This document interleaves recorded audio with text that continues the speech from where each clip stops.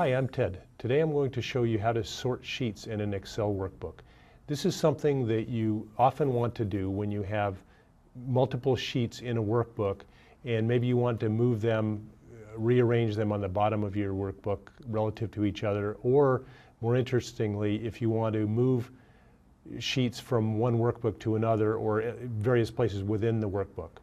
So I have a completely blank workbook open on my screen here, and I've got 7 different tabs at the bottom representing the 7 different sheets. And obviously the easiest thing to do, let's say we wanted to move them around, you could just take the tabs and, oops, be careful not to click it so that you're editing the name, but we can just drag them back and forth. Maybe you want to make them alphabetical, or for whatever reason you want to rearrange them.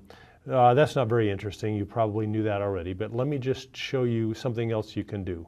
If we want to move them, let's say we had a whole bunch of them and it was very hard to manipulate them where I was just showing you with the tabs at the bottom. Go to Edit and go to Move or Copy Sheet.